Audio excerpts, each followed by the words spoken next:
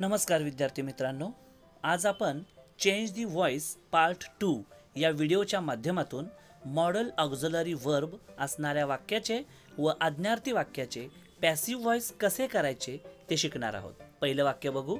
I can imagine this idea. या वाक्यात I हा सब्जेक्ट आहे, कॅन हे मॉडल ऑक्झिलरी वर्ब आहे, इमॅजिन हे वर्ब आहे, धिस आयडिया हे ऑब्जेक्ट आहे।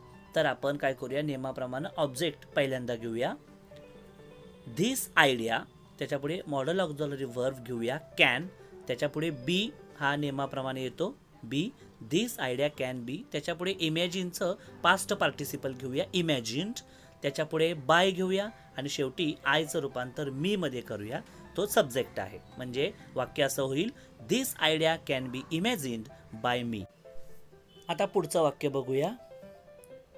सूरज कुड क्लाइंब द ट्री। या वाक्यात सूरज हा सब्जेक्ट आहे, कुड हे मॉडल ऑक्झिलरी वर्ब आहे, क्लाइंब हे मेन वर्ब आहे आणि द ट्री हे ऑब्जेक्ट आहे। आता आपण नियमाप्रमाणे ऑब्जेक्ट पहिल्यांदा घेऊया द ट्री, त्याच्यानंतर मॉडल ऑक्झिलरी वर्ब कुड, मॉडल ऑक्झिलरी वर्बच्या लगेच पुढे बी येतो म्हणून बी, द ट्री कुड बी, आणि क्लाइंबचं पास्ट पार्टिसिपल क्लाइंब्ड ते त्याच्या पुढे घेऊया, बाय नेहमीप्रमाणे लिहूया आणि त्याच्या पुढे सब्जेक्ट लिहूया, तो आहे सूरज। म्हणजे वाक्य असं होईल, the tree could be climbed bye Suraj. आता आपण मॉडल ऑक्झिलरी वर्ब्स कोणते आहेत ते पाहूया। वुड, शुड, कॅन, कुड, मे, माइट, मस्ट आणि ऑट टू हे आहेत modal auxiliary verbs. Passive voice करताना याच्या पुढे बी वापरायचं आहे, ते विसरायचं नाही। आता आपण इम्परेटिव्ह सेंटेन्स आज्ञार्थी वाक्य म्हणजे सुरुवात क्रियापदाने होणारी वाक्य आहेत, तर त्याचा पॅसिव्ह व्हॉइस कसा करायचा त्याचं सूत्र आपण पहिल्यांदा बघूया। Let plus O object plus B plus PP of V म्हणजे past participle of the verb, असं हे सूत्र आहे। या सूत्रानुसार आपण वाक्य बघूया। ओपन द डोअर या वाक्यामध्ये ओपन हे वर्ब आहे आणि द बुक हे ऑब्जेक्ट आहे।